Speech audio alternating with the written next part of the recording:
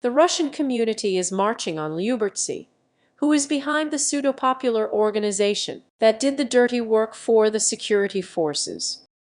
Environmental disaster in the Donbas due to the shortage of people. People are forced to drink contaminated water from mines. Trump is no longer interested in the image of a peacemaker. The US president is threatening to send troops to Nigeria.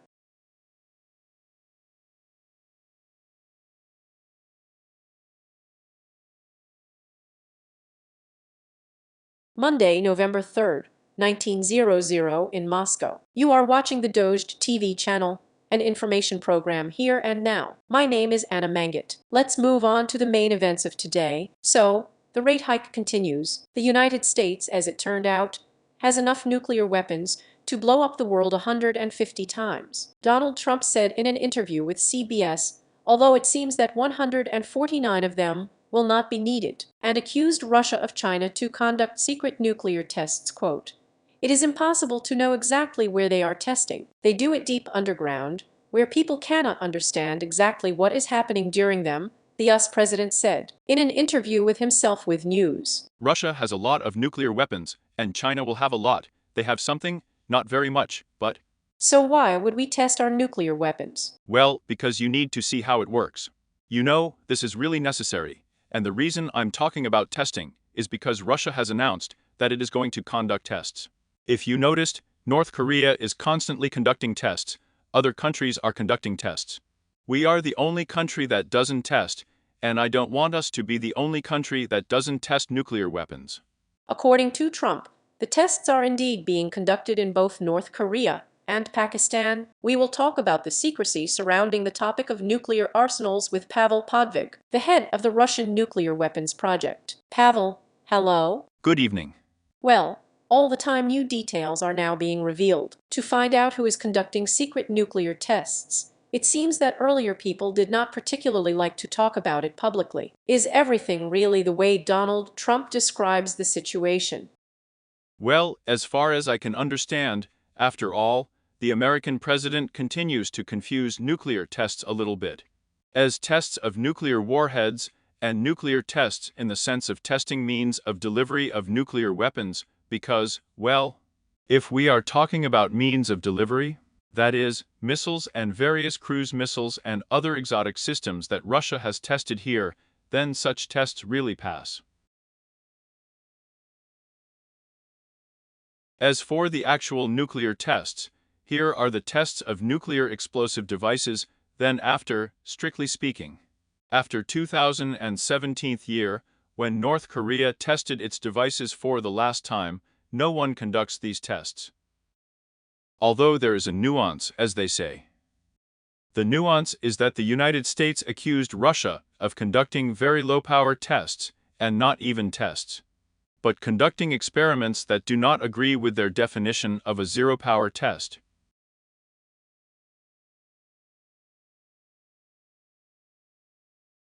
And there is a certain game around this, and I think that the American president heard something like that and was told something like that such suspicions exist. And here the situation is such that these suspicions need to be clarified, but still I am inclined to believe that it is about testing delivery vehicles, and just yesterday the head of the US Department of Energy, who, in fact, the department is responsible for conducting nuclear tests, and not the Department of Defense at all.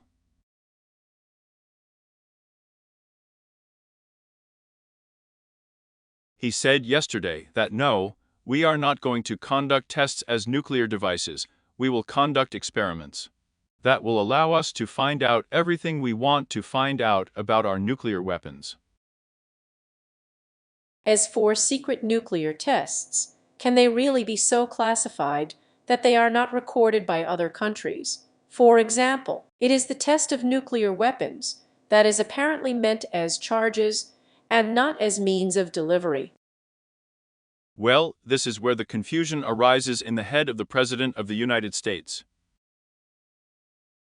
The thing is, no. It is almost impossible to classify the actual nuclear tests. There is an organization for the implementation of the Nuclear Test Ban Treaty. There is an international monitoring system that detects all these small tremors that he referred to. It will detect them, and there are no questions here. But again, there is a nuance, which is that if we are talking about experiments that do not quite correspond to the standard of testing experiments there, even of zero power, it is really difficult to detect there, and it is necessary, as they say, to be already present on the spot. But it is impossible to be present on the spot, not yet. The Nuclear Test Ban Treaty has not entered into force. It has been signed, but has not entered into force. And there is a procedure that allows you to find out all these questions. But there is no contract, and there is no possibility to resort to this procedure. And accordingly, this is the situation it is all in now. But again, once again, that's nothing. Journalists began to ask clarifying questions, that is, because it seemed to me that after yesterday's announcement of the head of the Department of Energy, the situation is cleared up. But now she's back slightly clouded over. Trump said it can't destroy the world 150 times. Why 150? We are talking about the number of some charges. In general, what he has in mind as you think, in this context. Well, he probably just referred to the power and strength of the nuclear arsenals of the United States and other Russian first of all. Well, for 150, I think no one can vouch here, but in principle. If it comes to a full-scale exchange of nuclear strikes, the consequences there can be absolutely catastrophic. And if there are options with a nuclear winter, in which a very large number of people can die. And in this sense, that is, you need to understand that there is a danger in principle. But again, I hope I am, as far as I can understand it, rather here in this case, it was a figure of speech. And let me hope let it remain so. He claims that it is the Americans who have the largest nuclear arsenal, then there is Russia, and then China. Is there any information on this topic? Well, let's just say if we count. It all depends on how to count, and in fact, according to various calculations, the United States still has a little less warheads than Russia. But again, we don't know for sure about Russia. Again, there's how to count by category and other things. But I think that the formula should be roughly followed by the formula that he roughly said, that there is Russia and the United States. And China somewhere far behind, but also somehow trying to increase the number of warheads. Here I don't think it's so important who is first in this particular competition. Yes, let's hope that we won't be watching this competition in real time. Thank you very much. It was Pavel Podvig, the head of the Russian nuclear weapons project.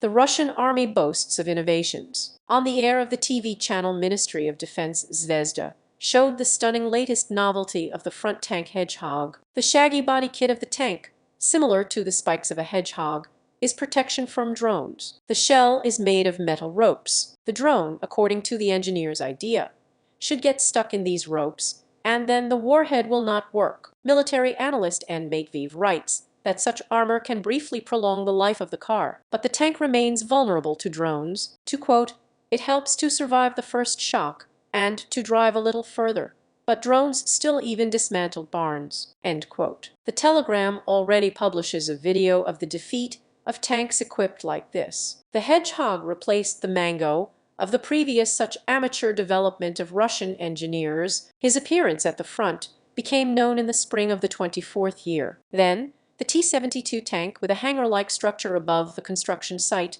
was called the Tsar Barbecue. The visor served the same purpose in protecting the hadrons. However, shortly after the publication of the photo of the Mongala tank, Telegram channels reported the destruction of this machine. But now I ask you to like our broadcast, and do not forget that today's news release, like all the others, was made possible thanks The Russian community marched through Lyubertsy near Moscow. A rather terrible column was moving through the city. Of the 150 people, the faces of most of them were hidden. Neither the police nor the city administration commented on the march. The community reports on its activities in other cities. Activists of the movement catch illegal traders in general, which for them, however, as well as participation in any other police raids, is a common thing. A new type of activity is the roundup of deserters. Recently, members of the Russian community caught a military man in Penza who arbitrarily left a part about the new status of this country, a quasi-public organization supported, of course, by the security forces. This material Alina Didkovsky.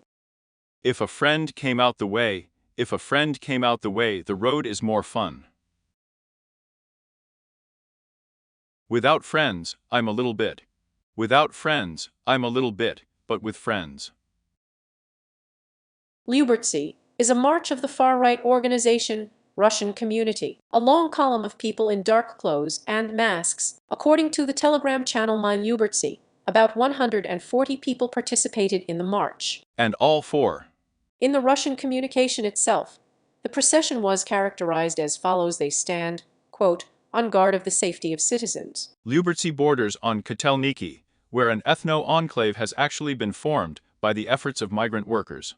And in simple words, a ghetto in which many foreign cultural illegals live, many of them illegally. Neither the Ministry of Internal Affairs, nor the administration of Lyubertsy, nor the government of the Moscow region commented on the march. It is not known whether approval was received for it, and in Yekaterinburg, police officers awarded members of the Russian community years for this action. In the summer, they fenced off one of the migration departments, which belongs to the Ministry of Internal Affairs, and allowed those with Slavic appearance to enter without waiting in line. The letters of thanks to the vigilantes were personally handed over by the head of the OVM No. 9, Police Major Grebneva, noting their impeccable and efficient work. And that's not all. The Russian community has been particularly active in recent months. Nevinomysk, Stavropol territory, the participants of the movement were accompanied by representatives of the city administration in a raid against illegal traders. A similar event was held in Ivantivka near Moscow, only here it was arranged by members of the Russian community on their own initiative, without the police and the mayor's office. Responsible control. A citizen of which country? Tajikistan, what are you doing here? Good evening. Public control. Do you know what a Nazi? You know what a Nazi? You know what a Nazi?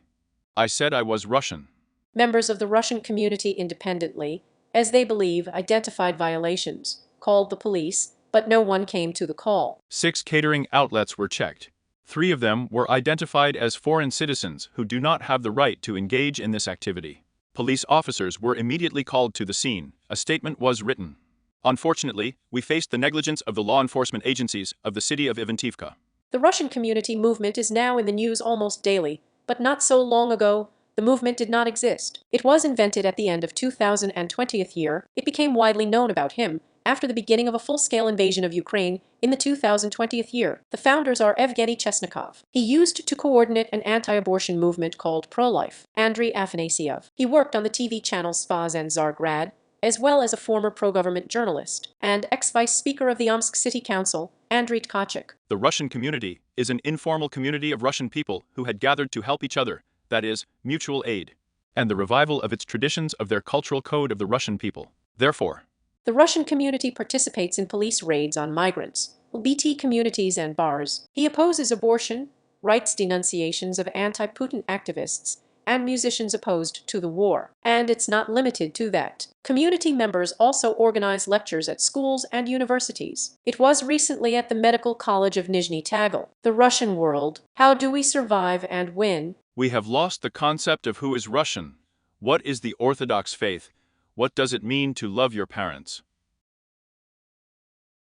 What does it mean to have a really healthy, self-confident tailcoat? This is not quite likely a Kremlin project, because, as far as we understand, there is information that they were generally supervised by the FSB very tightly. In many ways, it can be created with the filing of the FSB. After all, these are slightly different things. The interest was quite understandable. This is control over the right-wing movement, mainly because it has largely gone underground. In general, the special services clearly do not like this.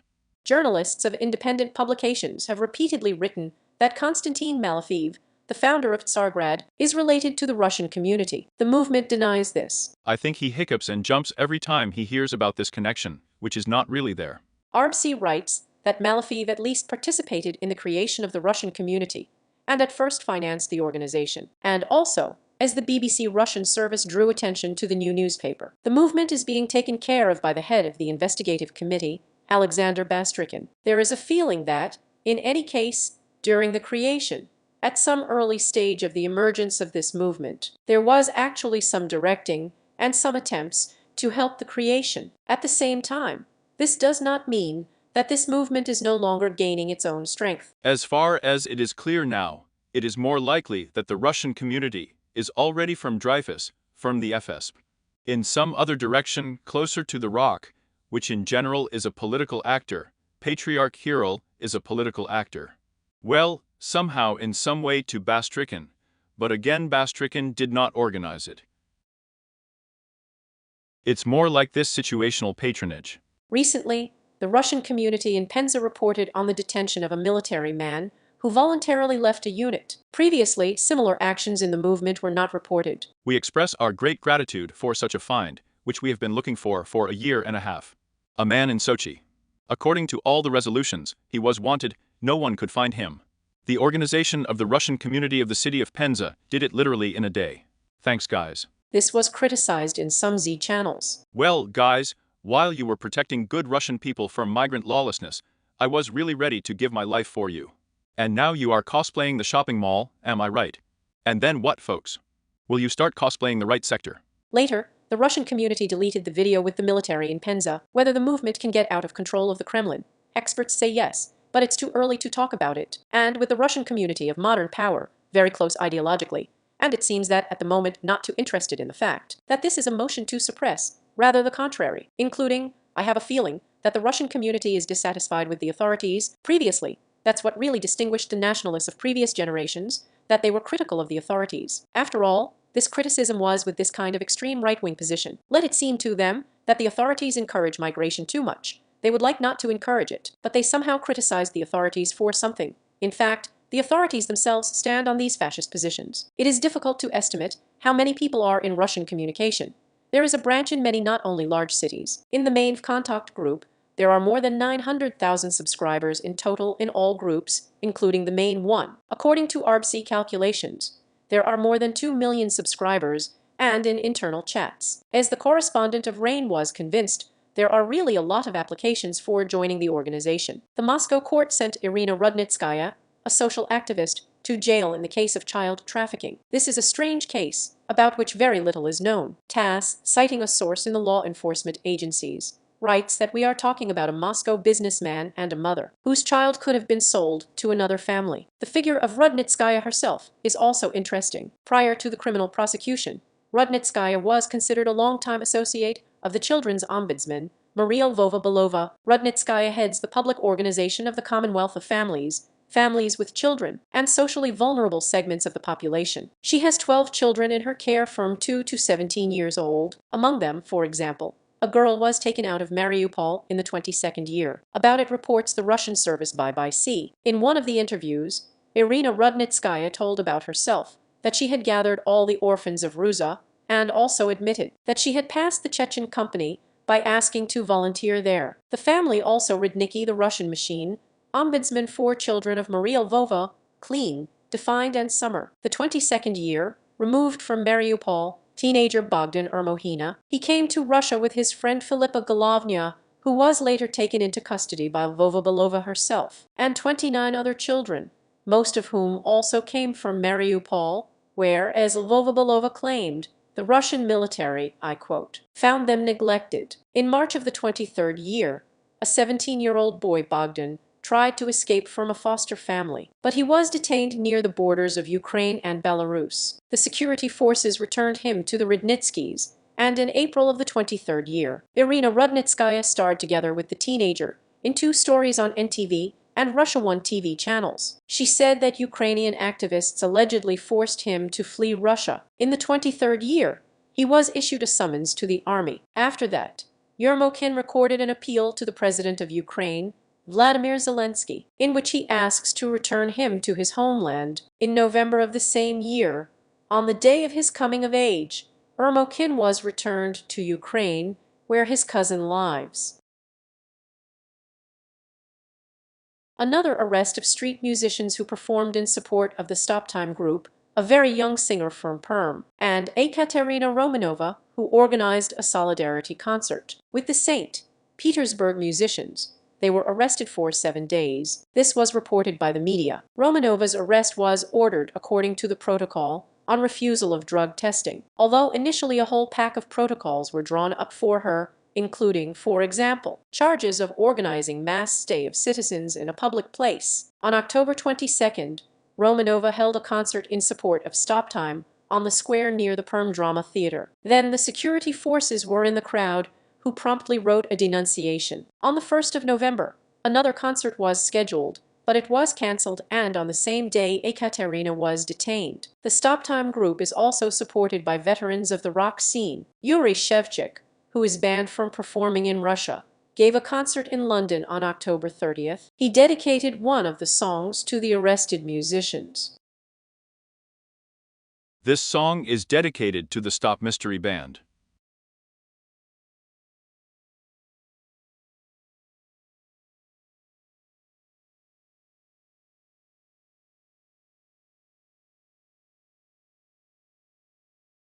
When it's raining.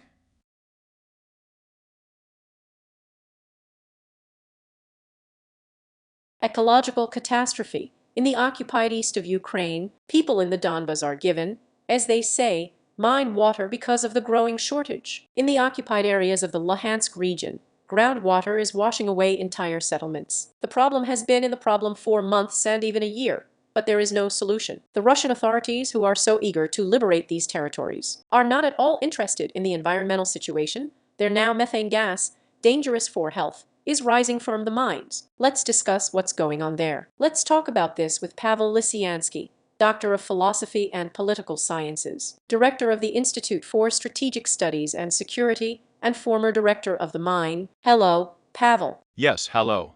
Tell us, please, what is the essence of the problem? What is it all about? What is happening? What is the essence of the ecological catastrophe? Well, look, I've been working at the mine since I was 15, just so that our viewers know. And I have 10 years behind me. I went from a student of Vorn the worker to the director of the mine, to the acting director of the mine. That is, I am 27, I was already acting. I just met the war at the mine. She was near Debaltseve under shelling, and I remember all these moments. Look, part of Donbass is gas-bearing strata, that is, methane gas is in the strata themselves in the ground. There is a lot of it. Not gas-bearing strata in the Donbass, it's only the city of anthracite, grass, sparkling. Yes, there are no gas mines there, they are not dangerous, there is no need to wait for emissions from there. But, for example, Lugansk, Pervomaisk, Lysychansk, the whole Donetsk region, Snezhnoye, Krasny Luch, Torets, Shakhtarsk. These are all gas mines. And accordingly, well, there are more than 100 of them left now in the occupied territory. And of course the water is not pumped out of these mines. And accordingly, water rises up. But methane gas, it has no taste, smell or color. And it's lighter than water. And when the water, and if we take into account that it was, well, mined in the Donbass, there was the deepest mine I worked on. It was her in anthracite. It's a mile underground. That is, there is actually Donbass, it stands on voids. There are a lot of cracks. And this water pushes the methane gas to the surface. This methane gas accumulates afterwards. It comes to the surface, it goes into the rivers are poisoned, they become almost yellow there. They enter wells, accumulate in residential buildings, poison the soil, and so on. There were cases when Stushuk worked in the Donbass, there was a benefit there. That is, no matter how high quality such coal is, yes, they called it household coal there. They gave it to the local population in the village, because part of Donbass is not infected there. And the mine allocated, as if there was a law therefore a benefit. And now mine don't work well, and people have nothing to drown. And accordingly, they go out into old abandoned or digs or mines. Coal is collected in the summer for the winter. And already, well, I know at least up to 100 cases from the 2014 year to the 2025. When people just went into these workings, that's how I inhaled and that's it. Because there is no ventilation, the mines do not work. That is, but the most important problem is what? Of this methane gas, there are 6 dashes of 8 billion tons of methane. It will come out at 300-600 million tons a year. That is, it will be released until the 2060th year, if nothing is done. And what can be done in this situation, Pavel, and what can be done? Ideally, what should the authorities have done? Well, first of all, pumping out water. 1. Degassing of layers. 2. That is, as if there are technologies, but everything worked under Ukraine. And I worked in a gas mine. Here is the Nikanor new mine, where it is the newest built in Ukraine. I worked there as deputy chief engineer. But there was a degassing of the mines. If you know, well, many people are watching us, I know from the occupied territory. Here in Lugansk, the Jubilee mine has always burned such a torch. You always pass by here such a torch was burning. It was vented methane gas specifically, so that it does not accumulate, And God forbid there was no tragedy. Yes, accordingly. There is an occupied territory in Krasnodon coal. Specially drilled wells for degassing, so that methane gas would come out there, and they even managed to somehow use it there, either for heating or for some other needs, but I won't tell you. There are technologies, but first of all, it is necessary to pump out water, because water pushes it all out. That is, but in addition to the fact that water pushes out, here, mixed with methane gas, radiation nuclides are formed there.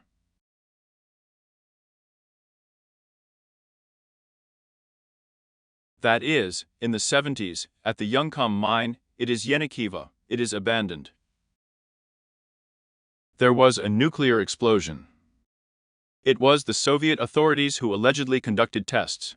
0.303 grams of TNT exploded, and a capsule with nuclear waste was formed there. This capsule with nuclear detours had to be kept dry only. In the 2019 year, the self-proclaimed, so-called DNNR stopped pumping water from there. Accordingly, she got into this capsule, it was destroyed, and mixed with mine waters. And according to the experts of my sources, with whom I worked there until 2014 year. Here is this water with nuclear waste, it will rise to the surface, to the ground, in 2026 year. And there are already documented cases in the Luhansk region. I can even provide you with a locality and a house number where the mine water has already risen, it's standing, well. It doesn't go anywhere, and, accordingly, the ground is constantly wet and private houses begin to slope.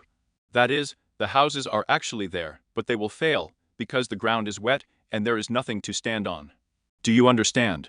And it's a disaster. But the most important thing is that mining continues. You remember there was a story about these rare earths. So, these rare earths are not dug using mining technology, because it is probably expensive for Russian businessmen and the occupation authorities.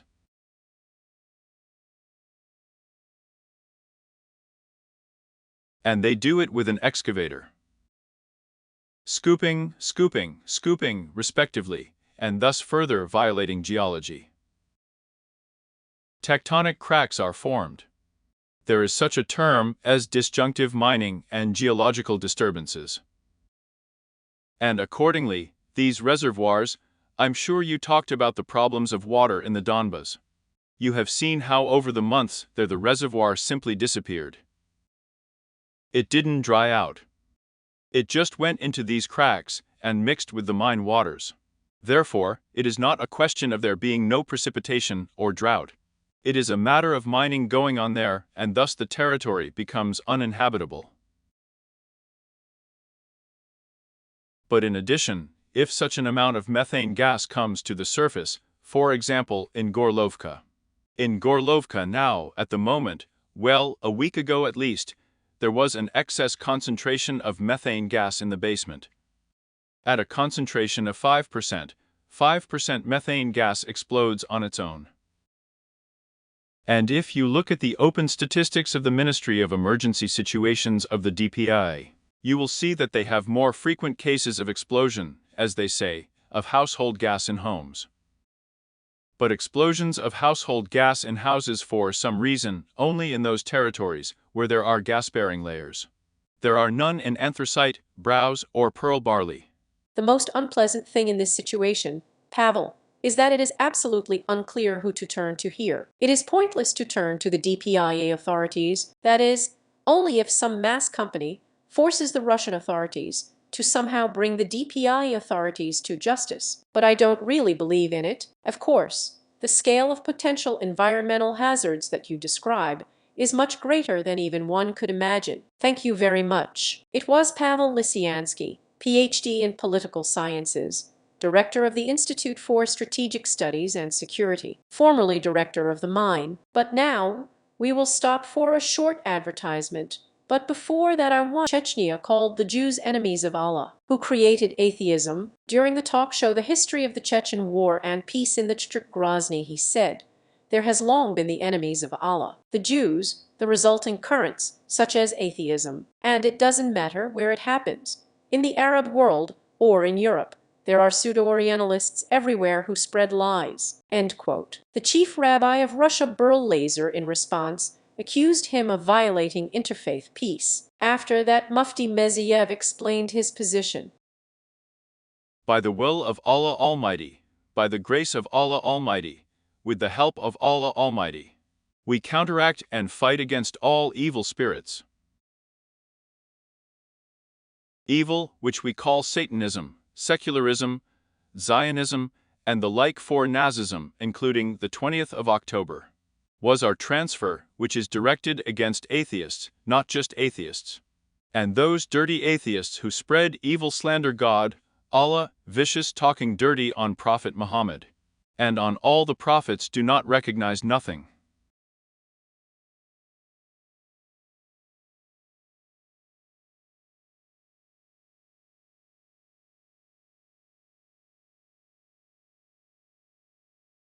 This program was in the Chechen language and was directed at these Chechen-speaking dirty atheists, who are sitting in Europe under the Ichkerian flags because of our program. 2 words were translated from my text. Well, these atheists were thrown on the internet.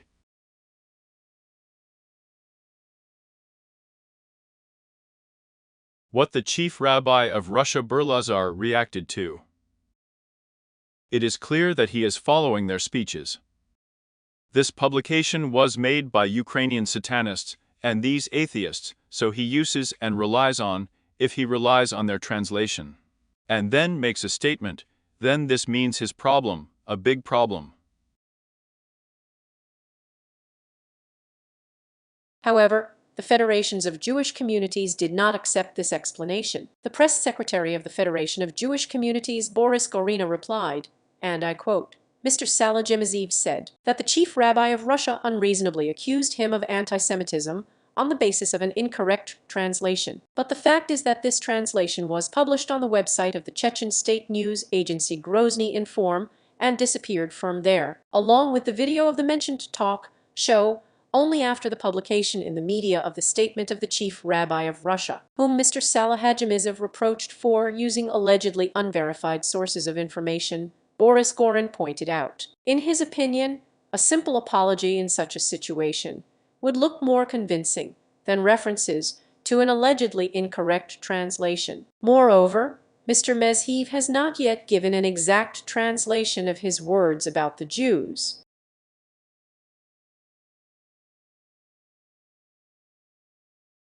Russian TV channels do not want to show the Olympics. You heard right. This is a new trend for Russian television. In previous years, federal channels desperately competed for the right to buy the rights, in fact, to show the games. And now even the Profile Sports federal channel, Match TV, created to promote the sport doubts to show the games in February next year. By the way, Russian TV channels ignored the Paris Games altogether. It was a common patriotic impulse. If Russians are not allowed with a flag and an anthem, then it is not worth showing it. 3 Russians have already entered the upcoming Olympics. You can also count on several athletes, depending on whether they pass the qualifying competitions. Adelia Petrosyan, Peter Humeniuk will perform in the figure skating competition. This is probably the most favorite sport among Russians. Will the performance of Russians in figure skating be enough motivation to still show the Olympics? Let's talk about it with my colleague Mikhail Polanev, a former sports journalist of Match TV and TV Plus Mish. Well, this is an amazing story. It would seem that what could be more rated than the Olympics? Yes, to be honest, I also remember other times when one big TV channel had the rights to the World Cup, for example, football, and another channel got the rights to the Olympics, and these rights were shared to show both. Because without the Olympics, sports television, and in general television, is quite difficult to imagine. Well, the new reality is that Russians generally have 3 favorite sports at the Winter Olympics: hockey, biathlon, and figure skating. Medals in these sports are valued especially highly, and perhaps the presence of Russians in men's and women's singles really motivates Match TV to show the games. However, the decision on the show, as the general producer of the TV channel Alexander Tashin said, will be determined by economic feasibility to cover this event, but admission of Russian athletes. In this case, the interest of sponsors and advertisers will increase. I cannot name the exact cost of the rights, but we are talking about several tens of millions of rubles and even more. Match TV's position is, of course, a blow to the profession of a sports journalist. Many of them experience in journalism estimate exactly how many Olympic Games they were working. Because more important than the Olympics in the sport of nothing. This is what sports journalist Alexander Shmurnov says. In general, I have devoted my entire career, maybe a little too idealistic and caring, but to the fact that I describe sports. Its great facets, great events, trying to prove that this is the most important thrill of humanity. Certainly not to fight to do festivals, rock concerts, Olympics, World Championships, and the show. Match TV, according to general producer Alexander Tashin, has sent a commercial offer to the IOC, and can make a decision on broadcasting the games at any moment, even at the very last moment. The flag and the anthem are no longer on the agenda. Now the main criterion is the number of Russians admitted. And then the professional sports community was divided. Ilya Averbuka and Svetlana Zhirova believe that there is no need to show games without Russians. While our national team is not performing in full, it's like spying on other people's competitions. It's not fair. What interest do we have in how others perform? For the mass of people, it will be an annoyance to watch the Olympics on television, because there will be no hours. But for others, sport is more important. Among them are former figure skaters Irina Radnina and Alexander Zhulin. We are being shown European football on all channels, although ours have not been there for a long time. Then, why can't the Olympics be shown? What kind of logic is that? Or is it possible for everyone? Or is it impossible for everyone? The upcoming Olympics must be shown in Russia. Why should we turn into North Korea? I've been there, and I really would not like to see this here. We need to know what's going on in the world. The Olympic Games have always been considered the pinnacle of sports. Well, for example, Vyacheslav Fedosev spoke sharply against showing the Olympic Games because they say hockey players, according to him, were thrown out of the sports world, and Dmitry Guberniev, a sports journalist, of course, said that it was necessary to show, so opinions were divided. Polar here. In general, there were 15 Russians at the Summer Olympics. The Winter Games program is smaller and shorter, so there will be less representation of Russian athletes here. I think we can count on maybe 12 people. This will be a good option for Russia. Well, a few weeks ago, the rights of Russian Paralympians were restored. They will even go to the Olympics with an anthem and flags, if I'm not mistaken. Why doesn't this apply to all the Olympians of reason? It's about politics. I'm going to explain what I mean here. The fact is that the Olympic and Paralympic Committee live separate lives, as we know, on September 30th, 2023. Russia declared for Ukrainian regions of Donetsk and Lugansk, Zaporozhye, Kherson region part of Russia. There is a clause in the IOC Charter that reads, quote, "The powers of the National Committee are limited to the territory of the country it represents, and which is recognized by the International Olympic Committee." Naturally, the Russian Olympic Committee did not recognize the annexation of these four territories on October 5th, less than a week later. The Olympic organizations of these regions were included in its composition. And this is a gross violation of the Charter of the MOG. It is for this that Russia is suspended.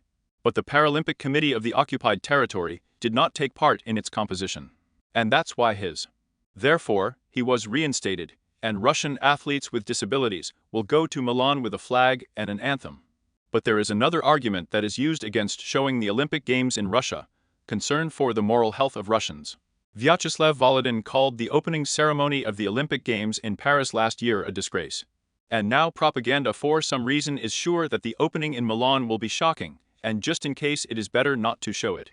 But almost nothing is known about the opening ceremony of the Olympics in advance. This secret is strictly guarded. So far it is known that the main theme of the ceremony will be the harmony of the combination of different regions of Italy. The ceremony itself will take place not only in Milan, and will be distinguished by special lighting solutions. This is a feature of the style of Marko Bolic, who has already made several big discoveries, including advising the organizers of the Sochi Olympics. And how expensive the ceremony will be is also not specified yet. The total budget of the Olympiad, according to the public organization Open Olympics 2026, may amount to €5,700,000,000. Well, here's what Mark Bolic himself said about the cost of opening the Games in the 2017 year. "I always study the country's defense spending. The cost of one military aircraft will allow you to organize a fantastic opening ceremony. What do you want to invest in more? Military aircraft, or into the national pride, idea and identity of nations? But the arena of the opening will be the San Siro Stadium. Milan is one of the iconic stadiums of Italy and all of Europe. Its distinctive feature is the rotating towers, along which the spectators get to the stands. By the way, the stadium itself accommodates almost 76,000 spectators, but actually these towers, and here they are spinning when the audience goes up or down them. This is of course a cool thing. The Olympics will be the last big event at this stadium, because in the summer of 2000, it will be demolished in order to build a more modern stadium. This is an architectural colossus in every sense, and in that it looks like a Colosseum, yes, but not in Rome. But in Milan there is its own sports football festival Colosseum. It looks a bit like an opera stage. Such a colossus, such a symbol, must necessarily take part before dissolving and leaving its time, leaving room for the next one. Well, it's not clear yet whether the Russians saw the Games on public television. The Olympics in Paris could be watched for free on the website of the Olympic Games, olympic.com. However, the problem is that there is either no commentator, or he speaks English. There were a lot of public sites on Contact, where everything could be watched with comments in Russian, although most viewers, as the study shows, still prefer to watch the Olympics on a classic TV. Well, I'm counting on us to watch the Olympics in your retelling. It was Mikhail Polinav who tells us about all the most important things that are happening in world sports. Alexander Rodnyansky is against collective responsibility. The producer, director, and author of the documentary about the note of a real criminal took his picture with the program of the ITFA Documentary Film Festival in Amsterdam. Rodnyansky does not agree with the boycott of Israeli filmmakers, in which the festival participates. My film is not Israeli, and I am not Israeli either. I am Ukrainian, and my decision is based not on my nationality, but on the principles that I adhere to all my life. I firmly believe that it is impossible to judge a nation, and that people are judged by their actions, not by their passport. 2 weeks ago, the festival announced that it was joining cultural organizations that had declared a boycott of the author and institutions supported by the Israeli government. In a comment to RAIN, Rodnyansky said that before announcing his decision publicly, he wrote a letter to the festival management. I made the decision to withdraw the picture invited there in one of the key programs and notified the festival about it a few days ago. I received a response from them. And agreeing with my position, not agreeing with my principled position, they argued with me. They answered me with a 2- or 3-page explanation of why, well, actually, repeating their own justification for the boycott. But took note that I withdrew the film. And after that, I publicly published my own position, because I think it is wrong, unfair, and does not correspond to the spirit of what is called cinema and a film festival.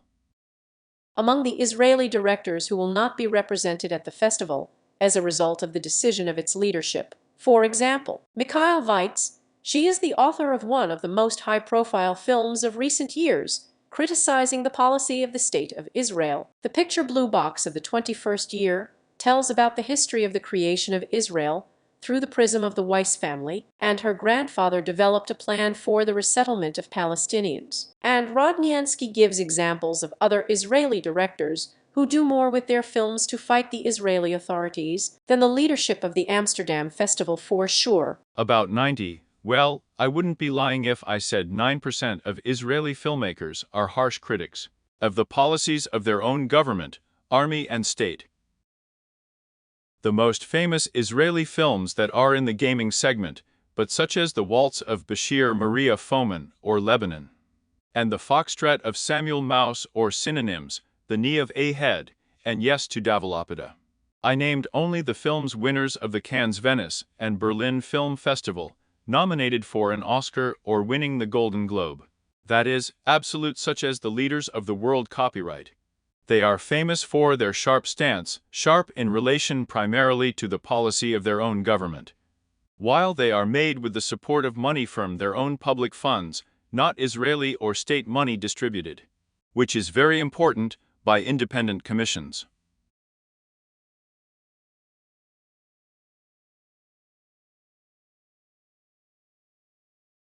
That is, in other words, both these directors and the directors of Israeli documentary films have a very famous for their most severe critical view of the state of affairs in Israel. And Israeli, Arab directors, cinematographers, authors who make films for the money of the state or public funds, again Israel, are discriminated against regardless of what they have been talking about for many years, how they performed, what they did. And this is extremely unfair. The premiere of Rodniansky's film Notes of a Real Criminal took place 2 months ago at the Venice Festival. The festival cycle continues. The general public will see the autobiographical picture of the producer next year. Well, Donald Trump is no longer interested in the image of a peacemaker. It threatens Nigeria and the waters of American troops. The US president instructed the Pentagon to prepare for possible military action in Nigeria if the country in West Africa fails to stop the murder of Christians. Trump published his ultimatum on the social network, came down. If the Nigerian government continues to allow the murder of Christians, the United States will immediately cease all aid and support to Nigeria, and it is quite possible to invade this now disgraced country with weapons in hand to completely destroy the Islamist terrorists who commit these terrible atrocities.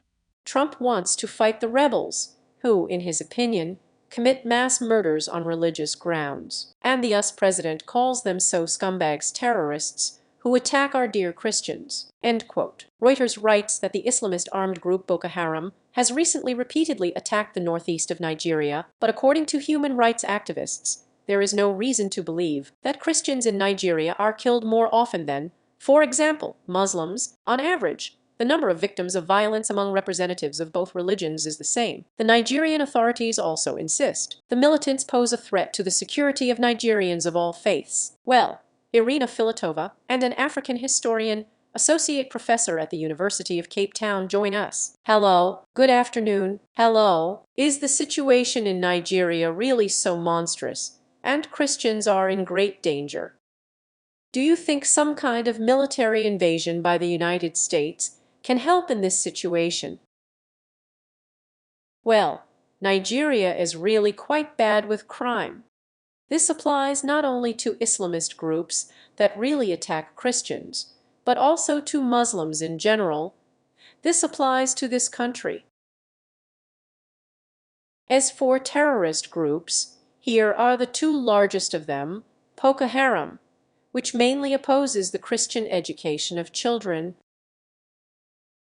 and the Islamic State of West Africa, which is really Islamist, and they quarreled, by the way, with Boko Haram, just because Boko Haram does not understand who to kill. If these people are engaged in teaching in Christian schools or even in neutral schools. So yes, there is a problem, but it has not gotten worse in recent days or even in recent months. What has increased in recent months is that a campaign against the threat to Christians in Nigeria, and indeed abroad, has begun to grow in America.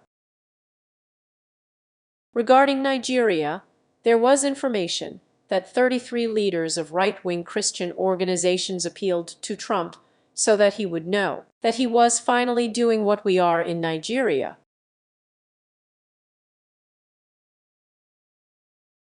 After that, Trump returned Nigeria to the status of a country of special concern. He gave this status to Nigeria already at the end of his first term, but Obama revoked this status. And now Trump has brought it back again. Well, in general, I think that maybe Trump is haunted by the laurels of Obama, who bombed Libya. And now he may want to bomb Nigeria with the same success, although, of course, this will not bring him the laurels of a peacemaker in any way. Nigeria is likely to collapse in this case. Well, in principle, do you think some kind of targeted military involvement of the United States can solve the problem of Boko Haram and ISIS that are really rampant in some parts of the country, stealing people endlessly, killing? I don't think it's possible. You know, it is very difficult to resolve issues with Islamic states, with Islamic movements, by military force. This is not a military issue. This is an ideological issue. Therefore, completely different measures are needed here. Well, look, I decided to solve the problem of Libya and Gaddafi by armed means. And what came of it? Islamic movements have only intensified, and in particular in Nigeria too. It was after Libya, so to speak, collapsed as a single governed state. So no, this idea is completely crazy in my opinion, but maybe it, like a lot of Trump's, is also a measure to force Nigeria to talk and take action. There has already been an announcement that Nigerian President Tinubu and Trump will meet. No date, no agenda, nothing was announced, but nevertheless this information is already interesting. There hasn't been a Nigerian ambassador in America since the 23rd year. So, maybe that's the point after all, to talk and force the Nigerian government to take more, so to speak, strict and strong measures against Islamists. Thank you very much. It was Irina Filatova, a historian of Africa, not an associate professor at the University of Cape Town. Well, just recently got the information that Trump has in mind not only solve the problem of Nigeria, but also to send troops to Mexico to fight the cartels. The administration of US President Donald Trump has begun a long and detailed planning of a military mission to send American troops to Mexico to fight drug cartels. This was reported to BBC News by two current and two former high-ranking officials of the United States. According to their information, the initial stage of preparation for a potential mission, which will include ground operations in Mexico, is already underway. At the same time, as the sources emphasize, the deployment of troops is not inevitable. Discussions on the scope of the operation are still ongoing, and suddenly, the election of the mayor of New York was in the spotlight of the whole world, and not just in the United States. It would seem that the position is such an economic, managerial one. The mayor's powers include fighting rats in the subway, solving the housing crisis. However, the New York election campaign went far beyond the discussion about taxi prices. The two main candidates are both Democrats, but from different generations. Former New York State Governor Andrew Cuomo, and a veteran of American politics, and his opponent Zohran Mamdani is a 1,004-year-old native of Uganda, a socialist who built his company on round-the-clock communication of New Yorkers, and with New Yorkers under the camera, and it worked for Mamdani of his image, and many celebrities who live in this city are delighted with the program. He is supported by many diasporas in Russian-speaking social networks. The figure of Danny's mothers is discussed primarily in the context of his views and the Palestinian-Israeli conflict. A candidate for mayor of New York, a fighter for Palestinian rights, a supporter of the boycott of Israel, residents of America's largest city, the financial capital of the world, will elect a mayor tomorrow. About a candidate who has every chance of winning and a further great political career. This is the material of my colleague Daria Levchik.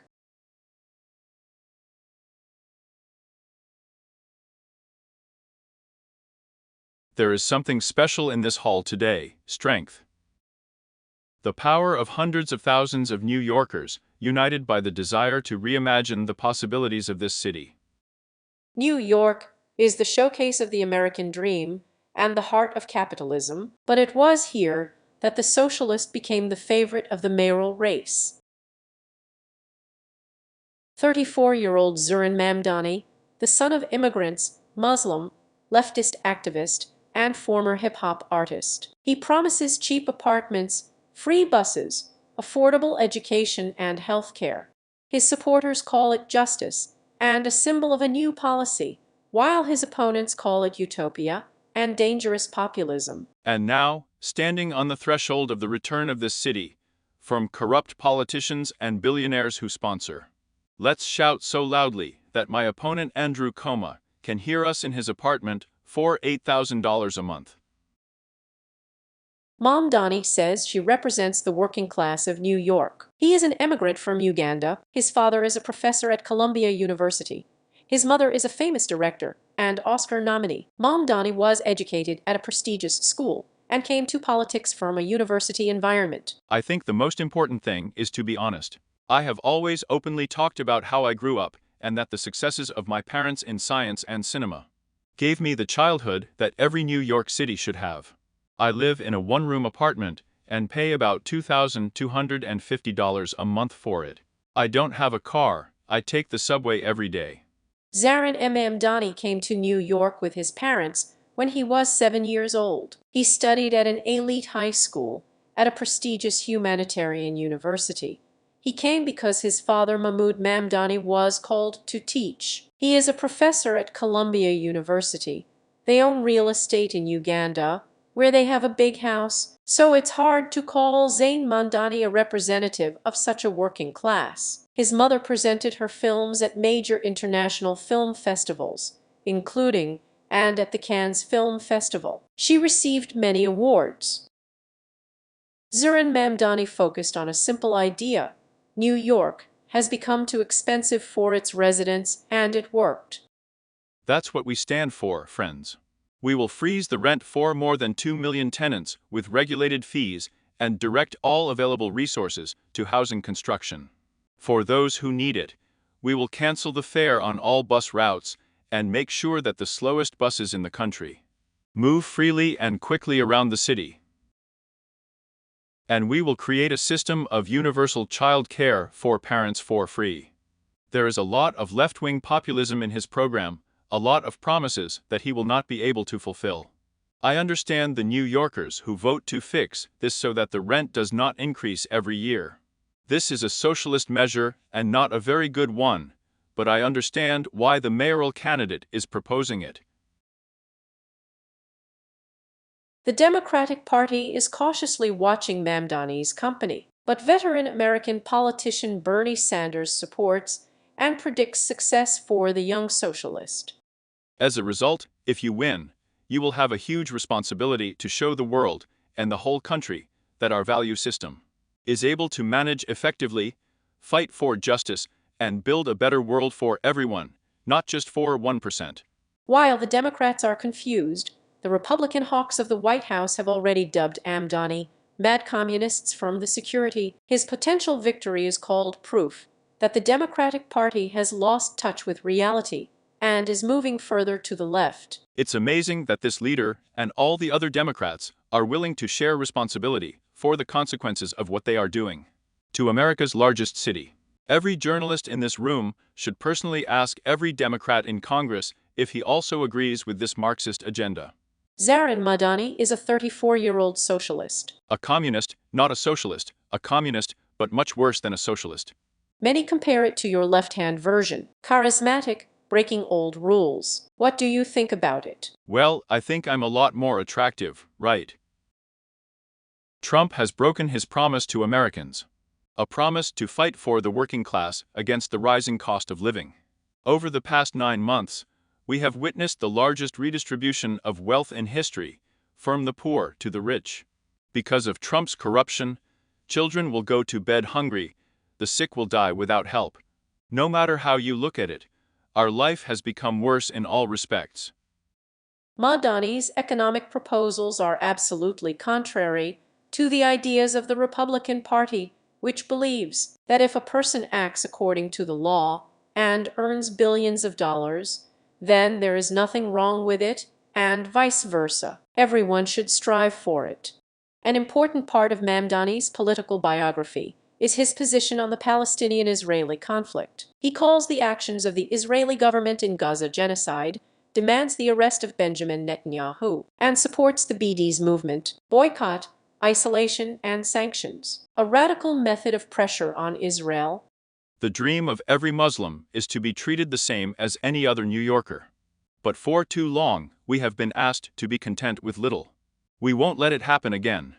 Mamdani claims that he is not against Jews, but against the policy of the state, and promises to fight anti-Semitism. But in New York, home to America's largest Jewish diaspora, such statements noticeably polarize the audience. He began his political activity by becoming a co-founder of the first-of-its-kind organization, Students for Justice in Palestine, at his university, and he has repeatedly said that the struggle for the liberation of Palestine has been and remains at the center of his political activity. Most Jews are deeply offended by your constant accusations of genocide against Israel. The suffering of Gaza residents caused by an unprovoked and brutal attack by Hamas peaceful Israelis is a tragedy in itself. But to call it genocide is slander and a distortion of morality. About a third of Jewish voters in New York are ready to support him in their public speeches. He speaks very, very carefully. In other words, those who want to accuse him of Tibetism really need to look for some tweet from 5 years ago. In other words, since he became a real politician, he has been following the language very carefully. But in general, it should be understood that Jewish voters and Jewish organizations play a huge role in New York. A person cannot be the mayor of New York and not take into account the interests of such a huge important group. Zoukran Mamdani is criticized for lack of experience and unrealistic program, but he made a bet on the young, migrants, and the tired middle class. He shot viral videos, jumped into icy water, participated in a marathon, and communicated with voters in the subway. Mamdani's idealism touched me to the depths of my soul, but in the end, you can't do with hopes alone. In any case, Mamdani has already become one of the central figures of the Democratic Party. It will be absolutely impossible to dismiss him just like that. But one more news from the USA. The United States may close air traffic due to shutdown, Bloomberg reports. And as Secretary of Transportation Sean Duffy said, he would close the country's airspace if flights become unsafe due to shutdown. Let me remind you that, for example, air traffic controllers have not received salaries for more than a month, and the airline simply, and as a matter of fact, the state is still supplying them with food rations. But we will follow the events. Kim Kardashian, in the new season of her reality show, told Sarah Paulson that the landing of Americans on the moon is a production. Kardashian is sure that the legendary shots of Neil Armstrong were shot in the pavilion. Americans didn't land on the moon in 69th year. I quote, "Everyone will say that I'm crazy, but look at the TikTok. There is no gravity on the moon. Why did the flag evolve? The lunar rovers in the museum have not the same traces as in the photo. Why the stars were not visible." The end of the quote. These are the traditional arguments for the so-called lunar conspiracy. The ideas of falsifying the landing on the moon have been going around since the very first of the 6 Apollo 11 landings. They became popular thanks to Bill Keesing's book. It was called We've Never Been to the Moon, a $30 billion American scam. Keesing's book was published at a good time in the 76th, against the background of the end of the Vietnam War and the Buttergate. Americans were very skeptical about the government and all its initiatives at that time. I must say that the ideas of the lunar conspiracy are very popular in Russia. For example, in the 2018 year, a VTSIM survey showed that more than half of Russians believe in a lunar conspiracy. That is, supposedly Americans and humanity in general were not on the moon. Acting head of NASA, Sean Duffy tagged Kim on the social network X and wrote, "We have been to the moon and 6 times. Well, after Kardashian's statement, we were invited by Kim to launch the Artemis mission at the Kennedy Space Center so that she could still make sure of the authenticity of the flights. Well, please don't miss the new issue of Drama Queens. This time, Yulia Teratuta and Katerina Katrikadze, and I analyzed